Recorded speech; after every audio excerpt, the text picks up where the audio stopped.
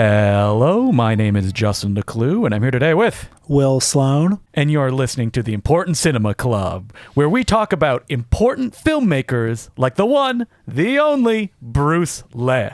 Actor, producer, martial arts choreographer, director, auteur, and, most importantly, Bruce Lee impersonator. Wait, Bruce Lee impersonator? What's that, Will, for anyone who may have just stumbled upon this podcast for the first time to listen to an episode about Bruce Lee? Well, thank you, Justin. Here is a quick explanation of the Brucesploitation phenomenon. After Bruce Lee died in 1973, he was, 32 years old? He died a month before Enter the Dragon came out. He was on the cusp of being the first global Asian superstar. And when he died, that left a massive void in the market. International buyers were saying, we want more Bruce Lee movies. Hong Kong producers were saying, but he's dead. The international buyer said, we don't care. Give us more Bruce Lee. Do you have someone that looks vaguely like Bruce Lee? And we have no qualms about putting The Return of Bruce or Bruce Lee's Back right on the cover and putting it on the market until somebody sues us, asks us to not do it, and then we do something like put 10 minutes of footage of a film that Bruce Lee shot when he was a teenager in black and white, so we can still slap Bruce Lee is in this movie. So for the next 7 or 8 years, and even longer actually, you had Bruce Lee, Dragon Lee, and the man we're talking about today, Bruce Lee, who, by the way... Bruce Lee. Bruce Lee. Yeah, Lee. We've been mispronouncing this for years. Bruce Lee. It's Bruce L.E. Now, that is not his real name, although he still goes by it professionally. His real name is Wong Kin Lung. And Bruce Lee, I'm going to say it wrong throughout this because it's difficult to get, a whole life of saying Bruce Lee out of our system. But he is, without a doubt, part of the Holy Trinity, which Will already mentioned, Bruce Lee, Dragon Lee, and Bruce Lee. But he is, without a doubt, the most dedicated of the Bruce Lee imitators. Yeah, so long story short, we love the Brucesploitation genre. These movies, they've been treated as, garbage and trash and shit movies meant to trick gullible consumers. But I don't know, some of them are better than Bruce Lee's actual movies, if you ask me. Bruce Lee, we've said for a long time he's probably the best of the clones. Bruce Lee, though, he's the most of the clones. He's the one who, he has all of Bruce Lee's mannerisms dialed up to 11, just turbocharged. Whereas Bruce Lee, he would do things like Bruce biopics where, he would do the Bruce Lee mannerisms, but you can feel him wanting to do his own thing, to express himself his own way. Bruce Lee, boy, he is, slap that jumpsuit on him, give him the nunchucks, and he's just going to make all the sounds that you want, more than the OG Bruce Lee ever did. Yeah, the nose thumbing, the fancy footwork, as you said, the sort of battle cries, the wah, that stuff. So much more than the actual Bruce Lee. If he could not capture Bruce Lee's charisma exactly, he could definitely A for effort. That's what I would say. Yeah, that's right. Enthusiasm is always there on screen. Now, not all Brucesploitation films are made equal. There were some, like Bruce Lee, the Man, the Myth, starring Bruce Lee, that had relatively big budgets, shot all over the world. Some, like Golden Harvest's Game of Death, that were practically major motion pictures. But then Subterranean, that's where Bruce Lee lived. Bruce Lee, who he made movies that were, and I'm trying to say this with as much affection as possible, second rate. If Bruce Lee made movies that were meant to be shown, at 42nd Street grindhouses, Bruce Lee made movies that were sold by the bulk to the poorest nations on earth. He was a guy that also worked in basically every country where there was a need. They put that Bruce Lee bat signal out, shown it into the sky, and Bruce Lee would show up to help them out of whatever jam that they wanted. Someone like Dragon Lee, he was mostly located in South Korea. He made South Korean martial arts films. Those were often repackaged and sold as Hong Kong films, but that's where he lived, while Man, I'm getting all tangled up having to say all these Bruce names, especially with Bruce Lee, that we have to say Lee instead. Bruce Lee, he was a Taiwan guy. He worked in Hong Kong as well, but his films, while cheap, had a little bit more production value. Bruce Lee, bottom of the barrel. And a lot of the footage also gets chopped up and put into different movies, probably not even to his knowledge. Yeah, okay. There's a lot that's confusing about Bruce Lee. As you said, so many different movies like Treasure of Bruce Lee, Bruce's Ninja Challenge, just Return of Bruce, so many movies that kind of feel like they're made up of other movies or are made up of other movies. You can tell that a lot of these movies, like, for example, The Clones of Bruce Lee, quintessential Bruce Lee movie. That's the one that people go like, oh man, this is the wildest Brucesploitation film there ever was. Incorrect. That is The Dragon Lives Again. But man, Clones of Bruce, this is like the joke about what is happening, that a mad doctor gets together a bunch of Bruce clones to take over the world. Yeah, it stars Bruce Lee, Dragon Lee, Bruce Lai, L-A-I, as well as special guest Bruce Tai, who's not one of the clones. He's in a scene in Thailand. And Clones of Bruce Lee is kind of a quintessential Bruce Lee movie in the sense that, yeah, it starts with this big premise, Bruce Lee's just died and a mad scientist has cloned him. And then you get these three clones who do not occupy the same frame for most of the movie. It follows them on their own adventures, and you realize, oh, this was shot without a script. It was maybe pieced together out of some unfinished movies, possibly, or it was made up as it went along.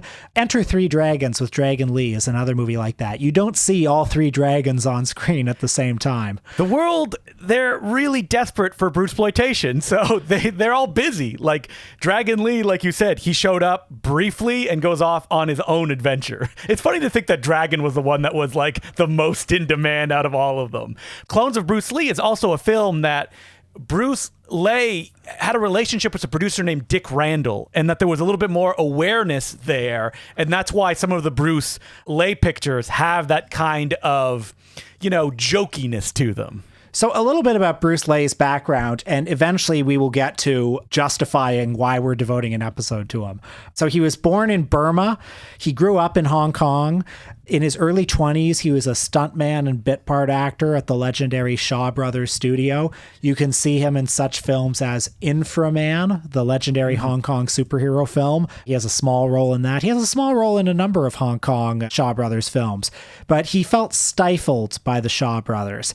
And knowing that there was this great demand for Bruce Lee impersonators, he did everything it took. He studied very carefully Bruce Lee's training regimen. For example, Bruce Lee had very strong forearms. I learned this in the documentary Enter the Clones of Bruce. So he did intensive forearm exercises. He ran for as long as Bruce Lee ran during the day. He did all the sorts of training that he did. And in 1976, this was Bruce Lee's debut as a Bruce clone. He was in two films, Big Boss Part 2, as well as Bruce's Deadly Fingers, which is Bruce's Deadly Fingers is about as slick as a Bruce Lee movie ever got. It's got at least two of Bruce Lee's actual co-stars in it, Bolo Yeung and Nora Miao, as well as I think it has a guy in it who, somebody who trained with Bruce Lee at Ip Man's studio. I'm forgetting what his name is. I love all of these movies think that if you throw Bolo Yeung in it, that the audience will be like, oh yeah, that's probably Bruce Lee because Bolo starred in a movie with Bruce, right? This is just as good. I have no issues with this.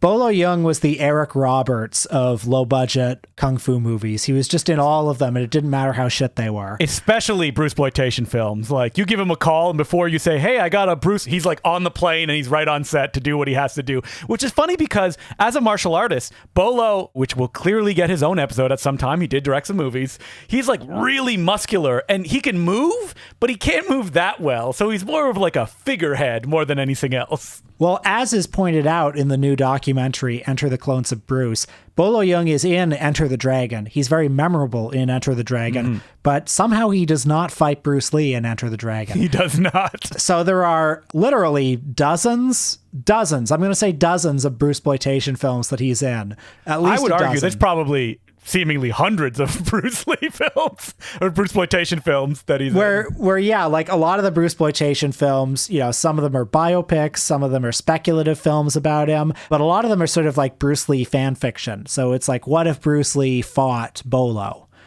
what if Bruce Lee went to hell and then had to team up with Popeye to fight Dracula? Now that's a good you film. have a particular obsession with Bruce Lee. You've said this since I've met you, and it's really tied to being a kid, right? And the kind of formative bargain bin martial arts experiences that you had as someone that had seen Bruce Lee and then wanted to explore more martial arts cinema. Weirdly, I kind of think I saw Bruce Lee early on, but I think I really came to appreciate Bruce Lee weirdly like through the Brucesploitation movies. I was incredibly tickled by the Brucesploitation movies when I was, 13, 14, 15, 16. They were omnipresent in the Walmart bargain bins. All these movies, I think the title Bruce Lee Fights Back from the Grave is a very memorable title. Going online to websites like Stomp Tokyo or sites in that vicinity, you'd see reviews of movies like, what, the clones of Bruce Lee? But what about Bruce Lee specifically? Like, why is he special over, someone like Bruce Lung, who we know and love, but wasn't really like the great Bruce Lee imitator? Yeah, Bruce Lung was a visitor to Brucesploitation. He just happened to be in a few Brucesploitation movies, and he had a long career otherwise. Yeah, Bruce Lee. So for years, you heard very little information about these guys. They made these movies on a treadmill in the 70s and the early 80s, and, seemingly disappeared after. What you did hear, because Bruce Lee, real name Ho Chung Dao, which I'll call him out of respect, because there was one interview that he did in the early 90s with Toby Russell for a documentary called Top Fighter, where he talked about how much he hated the name Bruce Lee. He said, you can call me Ho Chung Dao, you can call me James Ho, do not call me Bruce Lee, because Bruce Lee is my hero, and he felt that he had dishonored his hero. Meanwhile, Bruce Lee appeared to not have these qualms, I think it's fair to say. I mean, he still goes by the Bruce Lee name to this day on films that he directs that are completely unrelated to any Brucesploitation matter. And we'll get to that a little bit later, I think. Well, actually, yeah, this is kind of getting to the heart of what I find interesting about him because, taking it as granted that I love all his movies, I love him. Whenever he's on the screen, he's delightful.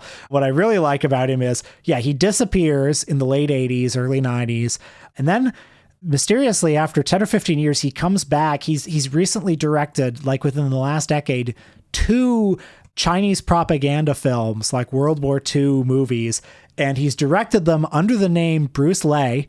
He's in them. He still goes by the name professionally, and he was last spotted in the early 90s directing a softcore kind of exploitation film about Chinese comfort women during the Second World War, a movie called Comfort Women. And then in 2014, he comes back with a remake of that film for the mainland Chinese market, called The Eyes of Dawn. And we're like, wait, what? Is that like a miscredit or something? Like, how is that? What? But I don't want to get there yet because I want to talk about people who are just baffled by why we're dedicating a whole episode to this man.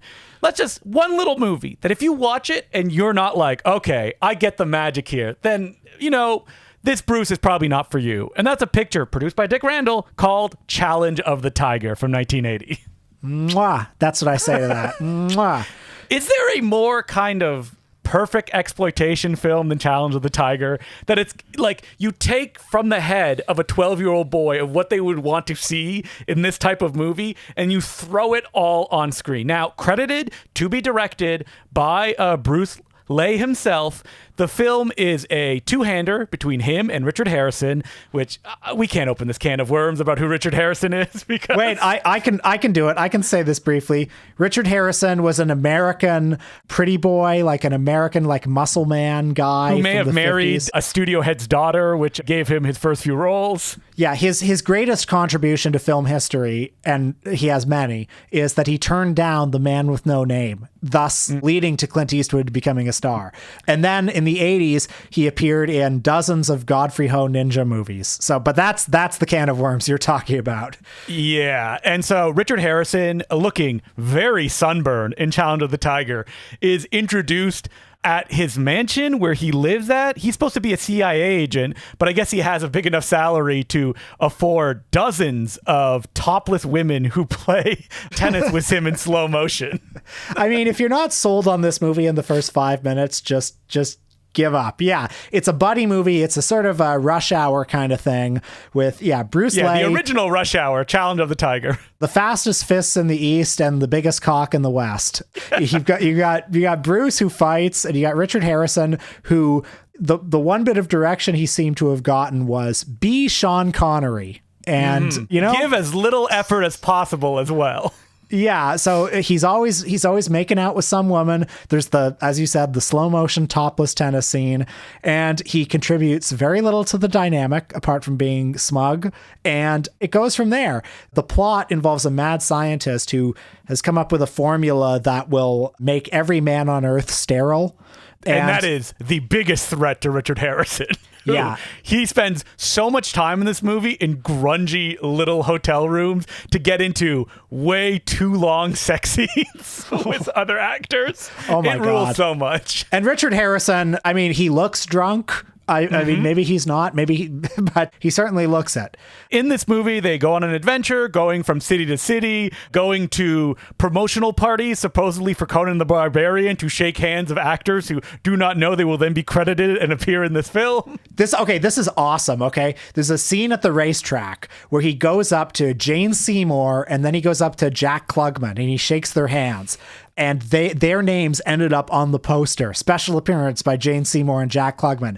It was like Bowfinger. They did not know they were going to be in this movie. And that's, I don't know, how do you not love that? That's exploitation gold right there. And at the same time, whenever a fight breaks out, like, people need to be clear, like, Bruce Lee is a great martial artist. It's fun to watch him on screen. He moves fast. He looks good. His fights are a little bit shorter in this movie and most of the films that he directs than some other Brucesploitation films, but that's probably closer to the Bruce Lee ethos than something like Bruce Lee would do. Challenge of the Tiger is just a movie that is one great scene after another. Oh, it rules.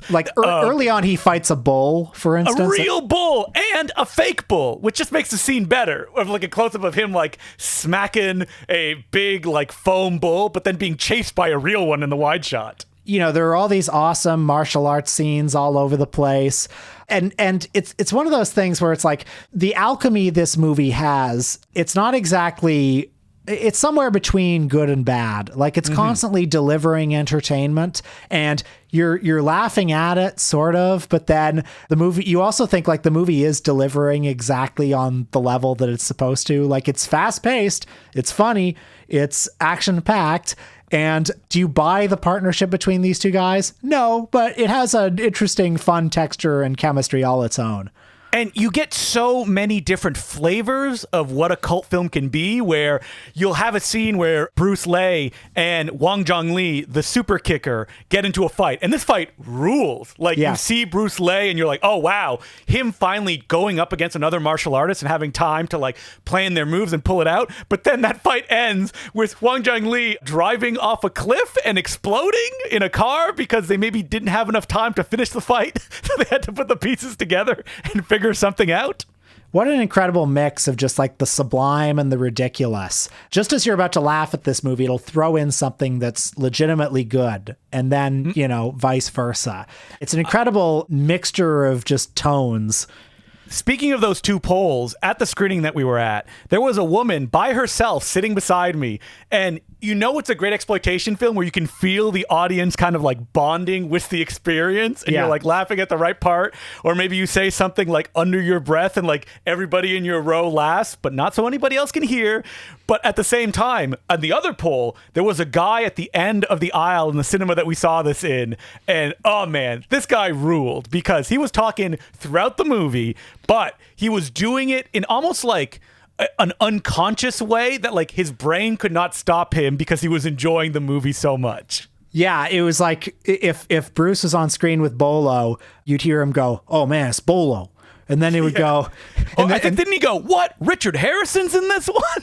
Yeah. Or then it's like, anytime there's a fight, it's like, all right, Bruce, get ready. You show him. Like, it was like real, like 42nd Street grindhouse experience. And I don't know, like, I guess I can't be too dogmatic about audience behavior, because, if you can just, it's all about mood. It's all about atmosphere. But he wasn't trying to be funny or like... It's so tough to explain, but like this particular guy, I like just listening to him react to the movie, and he knew what this was, because like Bruce Lee showed up. He said his real name in Chinese, like reverentially, like because he loved it so much. That's right. Like, he said, Wong Kin Lung, you're a legend. Yeah, exactly. Under his breath to no one. Like, Yeah. No one was around him. So just a few more words on like what a Bruce Lee movie feels like. We mentioned before that you'll often see like stock footage or recycled footage or bits of movies you've seen before edited into other movies. This will also be true of plots. So there are kind of there are many kinds of Bruce Lee movies, but two in particular are ones that are sort of period pieces where everybody's trying to get like buried treasure or Nazi gold, or modern day set ones where everybody is trying to get a book that Bruce Lee wrote right before he died. You know, oh, you have the Bruce's Deadly Finger book. You know, the mob is after it. Also, his movies are action packed. That doesn't necessarily mean the action is always good, but you'll get a lot of it. So quintessential movie along these lines, Enter the Game of Death. Mm-hmm. Finally, I'll be able to see the lost Bruce Lee film that wasn't completed. Yeah. Yeah, so folks, you may not know, when Bruce Lee died, he was midway through filming a movie called Game of Death. All that people knew about it was that he would like rise through a pagoda and fight a different fighter at each level, and that he wore a yellow tracksuit.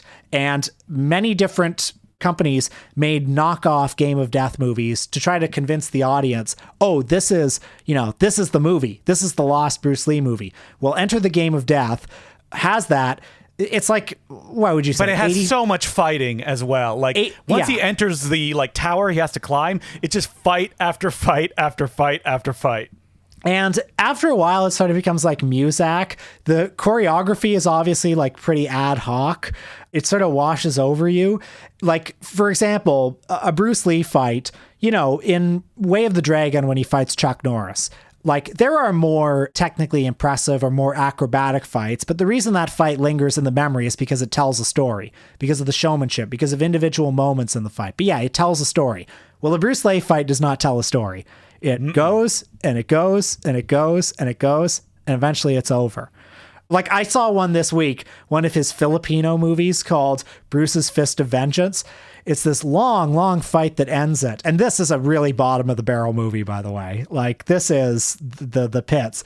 But this long, long fight at the end where they're like, he's fighting this guy in this fountain, and they just keep fighting and fighting in slow motion. And it almost feels like the opening of Friends. It's like two guys just like splashing around, play fighting in a fountain. Like and the camera just static. Okay, we need to talk about Bruce Lee, the director, though, because, you know, the Brucesploitation guys, they didn't direct that much. I mean, Bruce Lee has The Chinese Stuntman, probably the greatest of all Brucesploitation films, especially that it's a reflection of being a Brucesploitation star and what that means.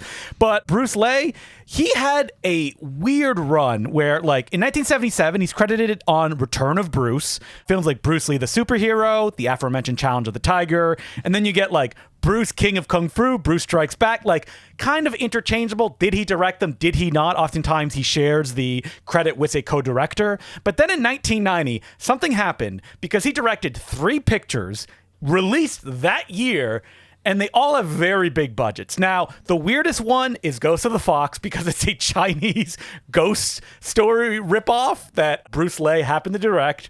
But if you want that pure Bruce flavor, I think that Fire on the Great Wall, aka Great Wall Fighter, aka Ninja on the Great Wall, should be watched because you will not believe how expensive this movie looks for being a film that was directed and stars Bruce Lee.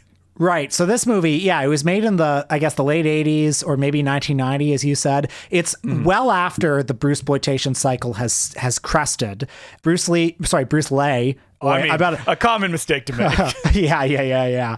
Bruce Lee has spent a lot of the 80s making movies in the Philippines and Cameroon, in places not known as Hollywood. Let's put it that way. But he comes back with this movie, Ninja Over the Great Wall, or whatever else it's called, that it's an unabashed Fist of Fury ripoff. Yeah, and I think it should be noted that these 3 films, actually, this one in particular is funded, from what I can tell, by mainland Chinese money. This is not a Hong Kong film production. Right. And like Fist of Fury, it takes place in China during the Japanese occupation, before and during the Second World War. And the Bruce Lee character, let's call him Bruce, the Bruce character, he is the symbolic figurehead of a martial arts school that itself is a symbolic symbol of resistance against Japanese occupation. And like in Fist of Fury, his master is killed under mysterious circumstances or dies. It's assumed he's been killed by the occupiers, and Bruce goes out to do vengeance. But the twist that this movie does is that it gives him like a strong villain on the Japanese side. Mm-hmm. That's right. And the thing about this movie as well is that, like, from the get-go, you're like, what? How do they have this much money to show us these atrocities? And I mean the word atrocity literally, because the film starts with a Japanese military platoon going into a village and killing everybody, blowing people's head off like you're watching Contraband, the Lucio Fulci movie.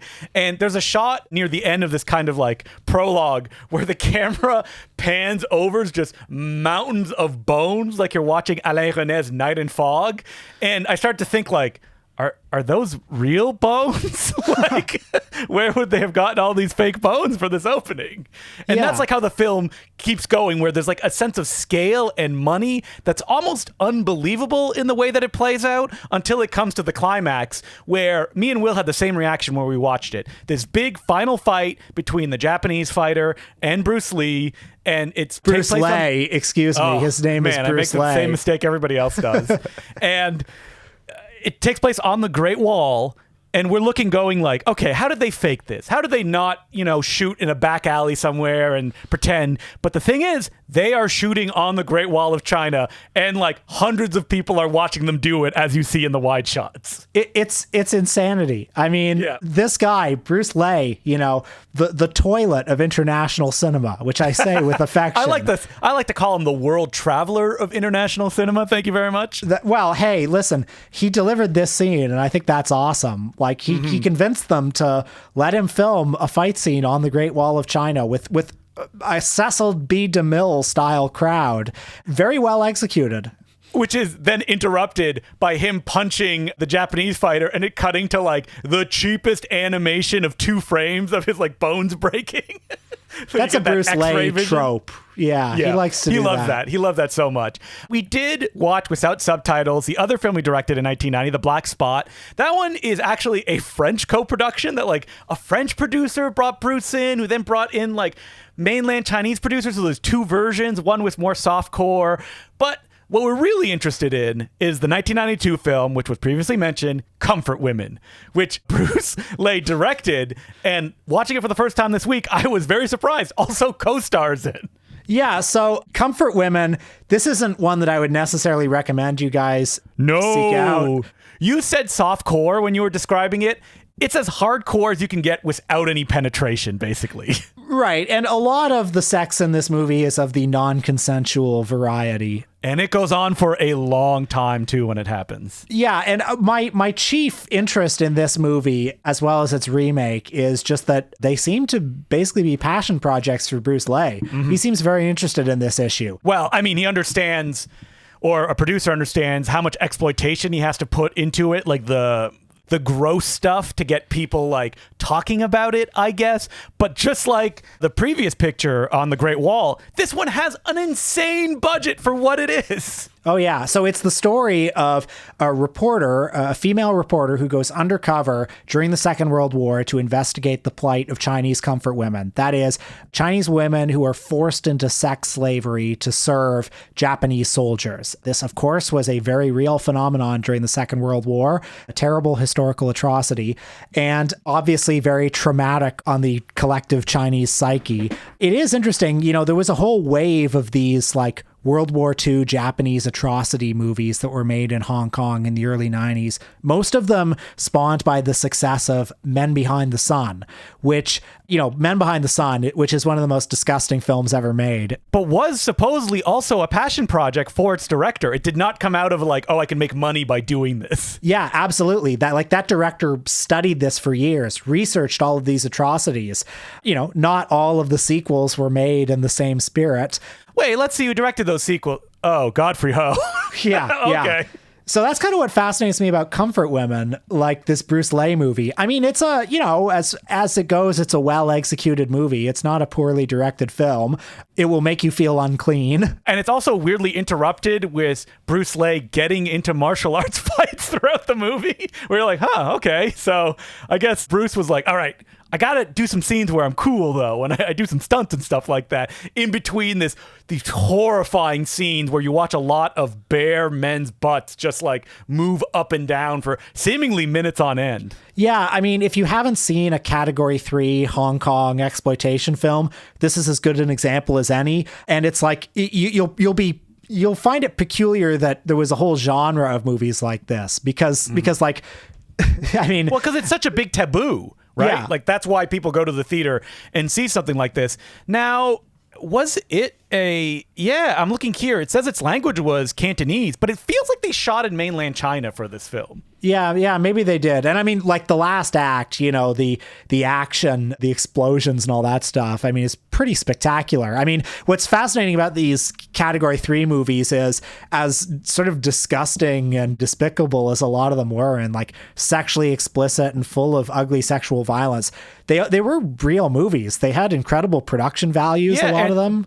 A lot of them had mainstream Hong Kong actors in them too. Some of them who got their start or made their name there, but then were able to transition into just mainstream careers, that there wasn't, I guess, a stigma that followed them in the way that, like, there are not many exploitation actors who are making things that are this extreme that could get then transfer into the mainstream. I'm looking at the credits here, and it's interesting that one of the people that was involved in this film was Joseph Kong Hung, which is the guy who directed the first Bruce Lee exploitation film. So it almost feels like a circle closing in that way, that they were in contact for that long a stretch and working together. Oh, by the way, just to interrupt, I can't believe we haven't mentioned this, but you mentioned that for a long time, Bruce Lee worked with the producer Dick Randall. Well, some of you listening may have seen a movie called Pieces, a classic slasher movie, classic early 80s exploitation film. Well, do you remember the scene where the martial arts instructor shows up? Don't do the voice. I won't do the voice, but I will say what he said, which is, "Oh, bad chop suey." Well, that was Bruce Lee. You've seen a Bruce Lee movie. And Bruce Lee had said, I didn't know what I was filming. I was just asked to show up, and I did, and that was it. And if you look now at his letterbox, what is the most popular film he's ever been in? It's Pieces, of course. But getting back to his interest in Chinese comfort women, last night I saw his 2014 film, The Eyes of Dawn. I'm the 5th person to log it on Letterboxd. It's very hard to find in the West. And it is, it's a Chinese propaganda film. It's kind of fascinating. Like, if you've seen the original Comfort Women movie from 1992, like, he basically took the same story. And, this movie is every bit as unpleasant to watch as the original film. In fact, it's probably more unpleasant because it doesn't have it's not as sexually explicit, obviously, because it's a mainland production. It's obviously it's not made for the exploitation market. It's obviously subject to more rigorous censorship. But because it doesn't have those exploitation elements, it's just kind of more depressing. So Bruce Lee's not showing up to throw some punches and kicks in the movie. It has a pretty good cast, though. So, for example, Cheng Pei Pei, who folks will recall as Jade Fox in Crouching Tiger, Hidden Dragon, as well as her lead role in King Hu's classic Come Drink With Me.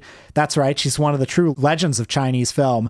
She stars as an elderly woman who visits a World War II museum and is suddenly overcome. Like, she has a break with her sanity, basically, because she's so overcome with her traumatic memories of the Second World War. You see, in World War II, she was a journalist who went undercover to investigate the plight of Chinese comfort women, is forced into it, etc., etc. Mm-hmm. Many horrible scenes of, people suffering at the comfort stations. Bruce Lee is in this movie. He plays the evil Japanese general. Wow. Cheng Pei Pei is not the only significant star. Kenneth Tsang is in the movie, a legendary Chinese actor. He plays her estranged husband. And the film is basically just kind of an over-the-top melodrama. Much more, in some ways, much more tasteful, and in other ways, not at all more tasteful movie than the original Comfort Women. It's not a lot of fun to watch, obviously. It's a, depressing historical film. Is that Bruce Lee touch in it, though?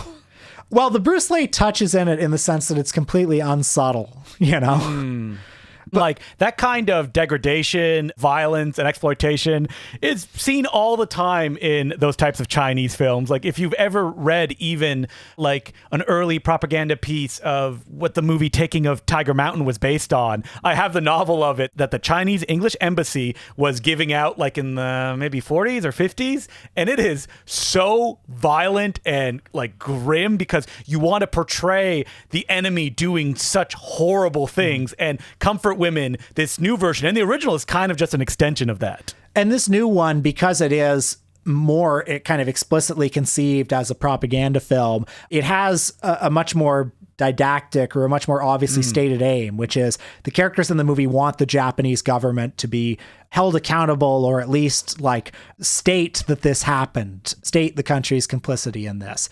And it ends with, a montage of pictures of, the actual comfort women and some details. So it's a much more... It doesn't end like the original film with the reporter character dying of a venereal disease in a prison. Well, I don't want to spoil the ending, but she is old. What it does not have is a big fiery finale where like the whole where place, Bruce Lee fights like the general of the Japanese camp. Yeah, I sense that this remake is probably a little more historically accurate than the original film is. Well, what would I know? Yeah, who knows? What would I know? All right, we need to get to the big finale of this. And the main reason we're doing this episode is that me and Will got a chance to sit in a room for half an hour and talk to Mr. Bruce Lee. Yeah, we went to New York to do it. We wrote an article. It will be coming out eventually. So you'll get to learn all sorts of fascinating things about Bruce Lee soon. But yeah, we went to New York, and there are not a lot of people that I would cross an international border to meet. Not a lot of people who I would spend the money to travel to meet. Bruce Lee is one of them. I think you would agree. Yeah, absolutely. The fact that we could go and sit down with him and have a talk was something that I never in a million years could imagine. And it was the kind of interview that's exactly what you want, which is like he got super energized because we went in guns blazing and we asked him right from the get-go about one of his obscure films. And he seemed to probably like, huh? Because that's what he wants to talk about. I'm sure that most other people are like, what was it like imitating Bruce Lee, et cetera, et cetera. No, we asked him about filming on the Great Wall of China. We asked him about Bolo. We asked him about the Comfort Women movies. Oh, we had such a good time. And, he can sort of speak English. He helped with a translator helped. Not just any translator. Frank Zheng was there, by the way, helping Tai out. Sang's own. Frank Zheng was there helping out. And Bruce Lee did something that Will has always dreamed would happen with somebody else. But, when it was happening, I was literally thinking of like, wow, is Will's dream, a version of it finally coming true? Okay, so I've always dreamed that if I ever meet Jackie Chan, I'll ask him about the hole in his head because he has that head injury, and then maybe he'll let me touch it. So, which he has done in other interviews before. Yeah, that would be really cool. I'll probably never meet Jackie Chan, but Bruce Lee did show us the horrible scar on his palm, and we looked at it and we oohed and awed. Because we asked him about a movie, Bruce versus Bill, and when we did, Bruce got like so kind of like, oh man, that Bill Louis guy who's like a real martial artist that they wanted to make a star, and they had Bruce Lee star in a movie with him, and he's like, he didn't know how to fight. He wanted to fight me all the time. So I just had him come at me, and he injured me with a sai, and then he showed Will. He's like, touch it, look at it. And then Will reached over. What a dream. But yeah, Bruce Lee, he was great. So energetic. He was getting up. He was doing moves. Doing like moves and stuff like that. Yeah. He's like 5'4" as well. Like just an incredibly compact little guy. And then we took a picture with him, and he was like, oh, kung fu action. And we all did like fist poses. Yeah, no, it was a dream. It was exactly what I wanted. And then later on, we saw him the next day just hanging out in the lobby on his phone. And we're like, no, it's like seeing Bigfoot on the phone. Like, it's not something you should see. Yeah, just amazing. Yeah. So you can read that interview. Where is it going to be published, Will? Yeah, it'll be on Screen Slate soon, I think. So anyway, we'll see. We'll post it obviously when it's ready. And if we're recommending any movies for people to watch, number one, Challenge of the Tiger. Yeah. Number one with a bullet. And also can I guess your number two? Enter the Game of Death. Yeah, Enter the Game of Death would be number two, I think. Don't go in expecting a good movie exactly, but it's got a lot of character. And you know what? That movie, Ninja Over the Great Wall, also known as Great Wall Fighter, also known as Fire Over the Great Wall, it's on Tubi under one of its titles. Just put it on and see what you think of it. And what's the one that's kind of like a giallo that Bruce stars in? Oh my goodness. God, that could be any of them. People are yelling at us now. I'm looking here because it's definitely one that I've seen. Is it Cold-Blooded Murder? That's one of them. You know what? We'll let the audience to go and discover it. You don't need to let us know because I can probably discover it really fast. But looking at his filmography, there's a lot of like, did I see that movie when I'm looking at it? Yes, that's what it is. It's the mad, cold-blooded murder. Cops Bruce Lee and Carter Wong track a white glove call girl killer. I know I've seen this movie and I didn't review it. What? I think I've seen it. But I could be mixing it up with Super Gang. My God, he's so many movies. And you want to know something? Can I just say, when we do these episodes, I almost always immediately just want to flush the topic from my mind right after. Like, on to the next thing. Not this week. I want to keep watching Bruce Lee movies. I mean, that's going to be what you're going to be saying until you're on your deathbed. Until you've seen them all, you can restart again. It'll feel all fresh because they're all just a big mush in your mind by that point. I mean, they're a mush when you watch them. It's the same plots. It's the same footage over and over and over again. Like it's a Mobius strip. But do you need something different if the charisma is right there on screen? I think not. Amen. So as per usual, you can send us letters at importantcinemaclubpodcast@gmail.com. And our first letter is from someone that will recognize very quick. Gentlemen, thank you so much for your kind words about my little zine in your last podcast. I never knew there was so much love. As I'm sure you can relate as creators, you make the stuff and then you never know whose lives it touches when it gets to the outside world. Will, you were right. It was 2004's edition of Word on the Street where I met you. That was the first time I tabled that event. God, that was 20 years ago. Can you guess who this is, Will? This would be Greg Woods, the editor, publisher of the Eclectic Screening Room. It never occurred to me to print an omnibus of Eclectic Screening Room's greatest hits. The website will act as a place of that, as it will feature a lot of content from the print run, including from contributors who have allowed me to let their work live on again online, and anything of mine that isn't too embarrassing. Plus, a lot of new content will be on there with regular features. You can check it out at screeningroom.ca. It will be reopening in a few weeks, and yes, a new issue is in the works. Oh, thank God. So as we said on that last episode, the Eclectic Screening Room is, I mean, it's the best Canadian film zine I've encountered. Yeah, I wish you all listening could read it, but I guess you can soon.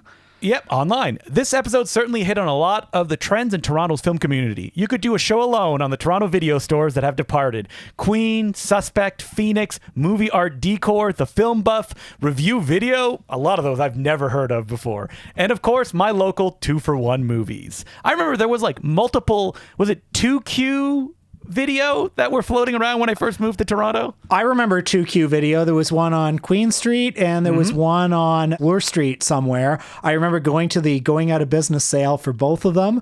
Got my DVD copy of Jess Franco's Orson Welles' Don Quixote. Wow. The letter continues. Justin, I'm astonished that you have never been to a Reg Hart screening. Every Toronto cinephile usually goes to one in their lives, and often only one. See, I think I came, to it a little too quickly of knowing what it was. As far back as the 1960s, he was showing prints of Metropolis in the backs of clubs and so on.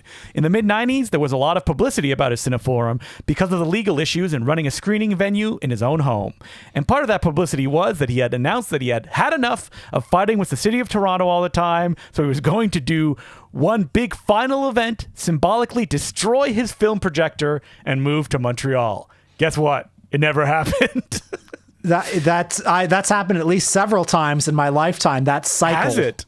He's never moved to Montreal, but that the Cineforum is closing. That's a cycle that happens every 2 years or so. Being a generation older, the Repertory Cinemas, then under the Festival Cinema chain, not to be confused with the Toronto International Film Festival, were a big deal to us during the 80s and 90s. There were as many as 6 at one time. The Review, the Fox, the Bloor, etc., offering up stuff that was still hard to see on home video, but especially gave us the opportunity to see some old favorites on the big screen. After the chain closed in 2006, many of them reopened independently. I didn't realize that they owned all of those cinemas, the Festival Cinema chain, like all the ones that were then bought up by someone else and then reopened. Man, I remember the Festival Cinema chain, which included like the Kingsway, the Paradise, the Fox. Many theaters are still open today, but under new owners. They used to have this like magazine, this little newsprint thing that they'd publish every month that had these long write-ups of all the movies. I wish I'd kept them. I wish I still had them because, like, for example, Colin Geddes with his Kung Fu Fridays series used to have like little capsule reviews of, I don't know, Pantyhose Hero or whatever he was playing that month. If anyone has those, please send them my way. Also, Cinematheque Ontario at Jackman Hall, which we talked about in the previous episode, in the AGO was a great venue, which stopped once Bell Lightbox began. They did deep dives for the retrospectives, offering pristine film prints of hard-to-find titles from around the globe. Plus, on Wednesday nights for 6 weeks each in the spring and fall, they had the Free Screen, which was a great venue to see a lot of experimental, avant-garde films for free. Amongst my prized possessions are the festival and Cinematheque program guides that I still save from the 90s. One of these days, I'll digitize them to let them live online. Well, there you go, Will. And lest we forget the great nostalgic cinema, which lived on the second floor of the Kingsway. Sigh. Did you ever... What was that? I've never heard of that before. So I don't know what specifically Greg is talking about, but I have been to the second floor of the Kingsway. Maybe they made better use of it at that time, but there is a little theater. So the Kingsway, which is in the west end of Toronto, has a big, like, gigantic theater on its main floor. And then if you're unlucky enough to get a ticket to a movie on the second floor, you go up and it's a row of seats with a screen that's about the size of a TV. And I've only been there once. I saw Kelly Reichardt's Night Moves there, and it looked like it was streaming from the internet, like and like on a real player link, not the modern internet, like the 20 years ago internet, and $14. And I remember thinking, I should have stayed home tonight. This is not doing this movie justice. I wonder, like, maybe it was a little bit bigger and they had a 60 millimeter projector or something like that up there. Like, that must have been it. They must have like made some actual creative use of it. We need more venues like that in Toronto, even though then people tell me that there's no money to be made in venues that have less than 50 seats because it's just not financially viable. But the letter just wraps up here. That's all for now, but just wanted to say thanks for the shout out on your podcast. To quote a song lyric that has kind of been my theme of late, we're gonna make it happen again. Keep on doing what you love. Peace, Greg. Well, thank you, Greg. And I actually want to make one more shout out. We forgot to mention on our episode about Toronto film heroes, Toronto people who shaped us, Glenn Salter. So Glenn Salter was a long time, I think 15-year counter jockey at Suspect Video. He was always there, but he makes these awesome zines. He's been making them for years. Incredible zines, dense zines. The one that you can find most commonly, it'll occasionally show up at used bookstores, is the films of Harvey Keitel. He would have made this in the early 90s when Harvey Keitel was having that renaissance. But also, like, more recently, he did this incredible zine called Money Shots that was all about porn. And he just did one. Okay, I'm holding it in my hand right now. It's called Why I Am Disgusted Today by Crad Kilodny. It's a Kilodny compendium. It's, a collection of writings by this guy, Crad Did you ever meet this guy? No, I don't even know who he is. Who is he? So he used to be on Toronto and sell his books on the side of the street. And that's what he did like his entire life. I mean, God bless Glenn Salter for like putting this together, like saving this local writer from oblivion and just putting it all in the pages of this zine. If you look online, someone published a collection of that writer's work as well. But Glenn goes into like a history of who that writer was and like, where he started, what he published, what led him to like, I think he also sold like tapes as well. Like it was a real DIY, which was basically an obsession that he would go every day and just sell his tapes, basically yelling at people to buy them. And they're like very comedic books, like very wacky. And no one else writes like that. And it's great that Glenn was able to collect it. He also published a amazing zine on wrestling as well. And these are like his books, because he spends so much time on them, they're basically, well, like I said, books. They're not zines. Like they're so dense, filled with so much information and research. You can probably find a bunch of them online too, because he's been doing them recently. So they're not like rare or anything like that. But if you're in Toronto, I got my copy of this new one at the Vinegar Syndrome store. I think they still have some copies there. So I know that I got my copy at the BMV that's at Yonge and Eglinton. I don't think they would have them anymore, but like they're floating around. But like you said, that Vinegar Syndrome store is probably the best place to pick that up. So thank you very much for the letter, Greg. As per usual, if you have letters to send us, you can do so at importantcinemaclubpodcast@gmail.com.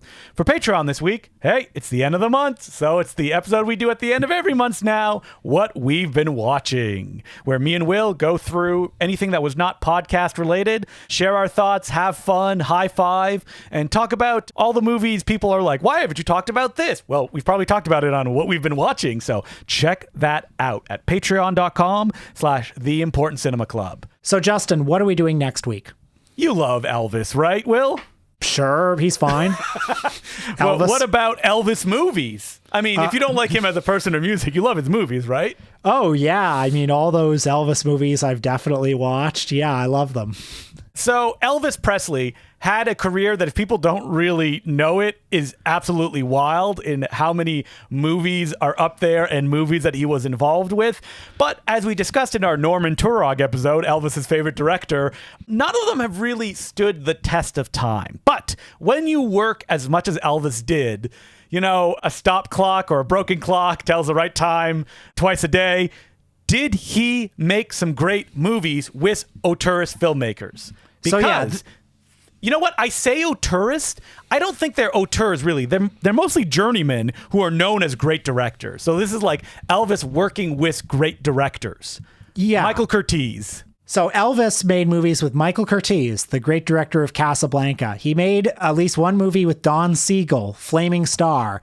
He made a movie with Phil Carlson, Kid Galahad. A guy who never made a bad movie, right? Let's look at his filmography. Oh no, those Dean Martin spy films. I mean, when Phil Carlson was on, he was on. Elvis made a number of movies with directors that the French critics liked, real termite artist types.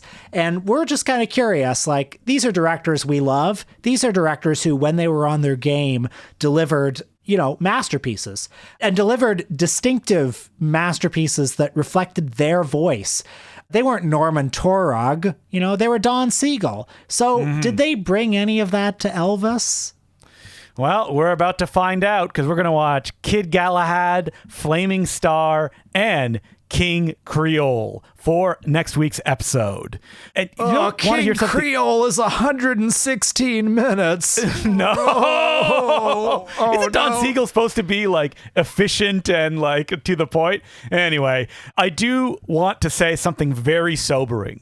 If you look at Elvis's letterbox, like by popularity, do you know what the 5th listing is? Joe Dante's The Movie Orgy. That would make sense. But this was a thing that was not available for the longest time, and you would think was also a very kind of obscure, you know, film obsessive thing, because it's 297 minutes long, and it is the 5th most watched thing that Elvis appears in currently. Well, you know, it's interesting. The people who love Elvis really love Elvis, and they're do not log their films on Letterboxd. Yeah, exactly. Yeah. So that's what we're going to be doing next week, and until then, my name's Justin the Clue. I'm Will Sloan. Thanks for listening.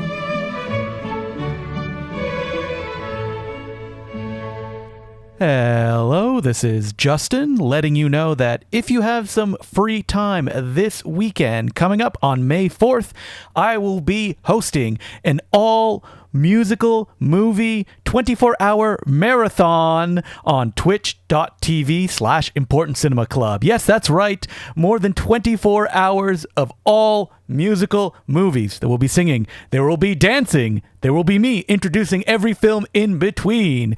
So I hope to see some of you there. And as per usual, I'd like to thank some of our new patrons, who include Yeso, Vold Joe Mibikai, Owen Thomas, Joshua Brown, Elijah Cran, Malcolm Geary, Rec Mac, Freel, Luke Gordnier, Problem Child 2 on DVD, Hamish Holton, Connor Habib, AJ, Annette, Robert Stone Youngblood, Henry, Chocolate Fart, Michael Davis, Jonathan Hipsher, Roy, Uncle Graka, Chris Lexwick, Yamon, Kenny, Tim Hilbert, Chris B, Nicholas Peters, Bones Not Included, Brent, Nick Yoakum, Matt Sesnick, Esther Fallick, Samuel Longstone, Trav, and Jack McConaughey. Thank you all for becoming patrons. We could not keep doing this without you. Well, we mentioned that we met Bruce Lee in New York. And while we were there, we also checked out a little documentary called Enter the Clones of Bruce. One that we've been excited for a long time. Yeah, this documentary was made by Severin, the great Blu-ray company, directed by David Gregory, who is the head of Severin. He's done all sorts of, Blu-ray extras, as well as that Richard Stanley Island of Dr. Moreau documentary. And it was also spearheaded by Michael Worth, the Bruceploitation guy who runs the Clones of Bruceploitation Facebook page, and he also does a podcast, and he is also a guy that co-stars in one of the best martial arts films to ever be released in North America, Isaac Florentine's U.S. SEALs 2. And he also, Michael Worth, directed a film where he made Rance Howard talk about how Dragon Lee is the best Bruceploitation imitator. That's Ron Howard's dad, folks, Yep. And so Enter the Clones of Bruce. Now, me and Will, we know, some would say, a little bit about the whole phenomenon, and we weren't going in expecting to have our hats blown off or anything like that.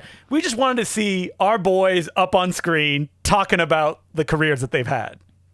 I really enjoyed Enter the Clones of Bruce, and I did too. That was the setup I was doing. That I thought I was going to be like, yeah, that was okay, but I was genuinely surprised at how well it cataloged all the stuff you would want to hear about and get them talking about it as well. Yeah, I was mostly just impressed by this movie as a feat of architecture. There's a lot that David Gregory has to condense into a 90-minute documentary here and make it I think he does a very deft job in the first 10 or 15 minutes. First of all, explaining Bruce Lee. Setting the stakes of who is Bruce Lee, why was Bruce Lee important, why was he so impactful that he spawned this whole genre, but also doing it in 10 minutes or less. So yeah, I was very scared we're going to get 45 minutes on the history of Bruce Lee that would then transition to 45 minutes about Bruceploitation. And it's you've got 4 major clones, if you count Bruce Lung, as well as all sorts of offshoots like Ron Van Cleef, Angela Mao, people who are sort of hyped as Bruce Lee's successor in various ways. And they're all on screen answering questions. It rules. As well as Sammo Hung's in there very briefly. Well, Sammo Hung, they pulled him off the convention floor to ask a few questions in the corner. But you know what? It's better than nothing.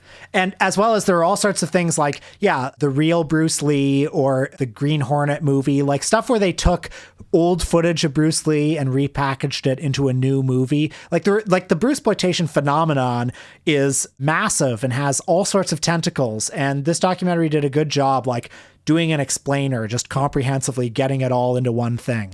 Any major criticisms I have of it is real nitpicking stuff, which I'm sure there'll be deleted scenes about it. And when I think about it, they often touch upon it.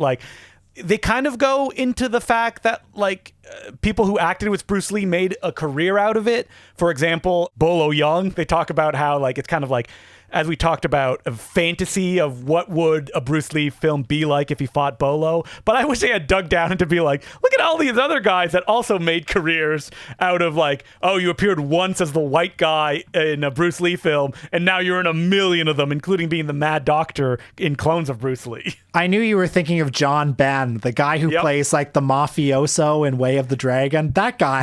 Have you read his book? It's Me and Bruce or something like that. No, I haven't read it. Why would I read that? It's the guy knew Bruce Lee for a week and then wrote it shamelessly. Yeah. You know what? If I was in the same spot, I think I would have probably done the same thing. So what stuck out at you in this documentary? I mean, for me, 2 things. One, Godfrey Ho is throughout the documentary, and they never quite say who Godfrey Ho is. Yeah. So at one point, they're they would chop up and do blah, blah, blah with movies. And then they cut to Godfrey who's a lot of people were recycling Bruce Lee footage. And I want to be like you were the one that was doing it. Well, I mean, the emotional core of the movie, I think, is in Bruce Lee. Sorry to call him that. I know he would prefer to be called Ho Chung Dao or James Ho. But nevertheless, Bruce Lee talks about how much he hated bearing the name Bruce Lee, how it tore him up inside, and how he also talks about how, Ho Chung-dao had a very hard personal life. He had 4 kids and his wife passed away in the late 70s or early 80s. So basically ended his career because he had to go take care of his 4 kids. Yeah, and he talks about, how difficult that was for him, and he reinvented himself.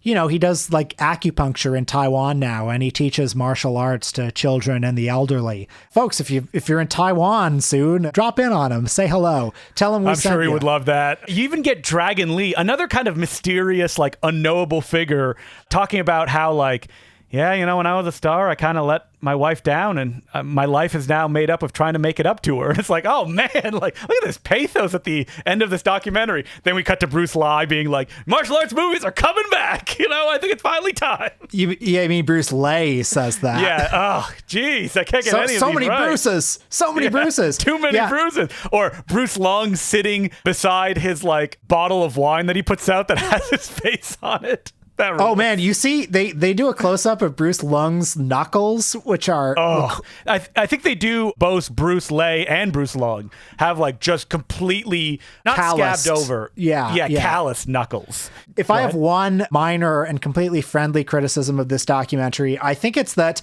some of the Bruce Lee movies or Ho Chung-dao movies, right? That they don't say good. They're good enough. They're good. It's like Iron Dragon Strikes Back, Deadly Strike, Chinese Stuntman. Obviously, Dynamo is pretty good. A lot of these movies, a lot of the Brucesploitation movies come off as a bit of a joke, and they are, a lot of them, but some of them are really good. And I think that's where the box sets that Severin is putting out are going to fill in those blanks.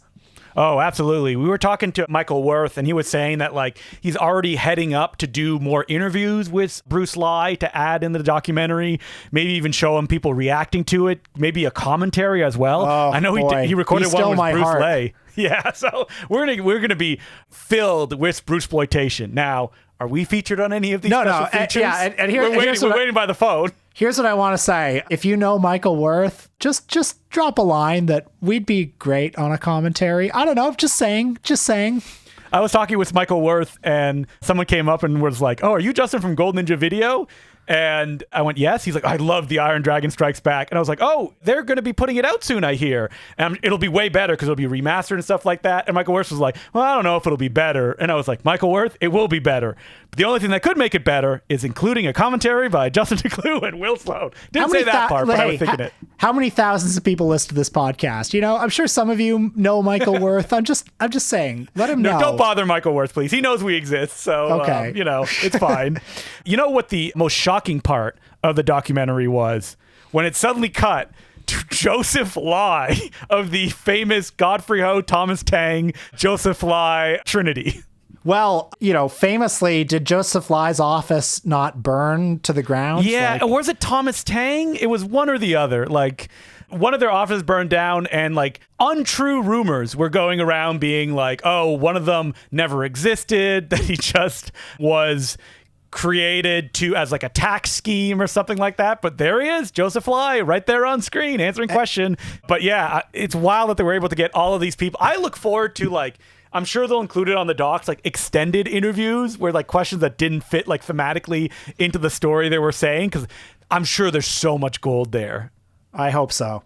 Yeah, so, this doc is currently touring, I believe. And I think next week it's going to be on digital platforms, too. Oh, already? It's going on digital April platforms. 30th. So Enter the Clones of Bruce. It gets the Important Cinema Club seal of approval.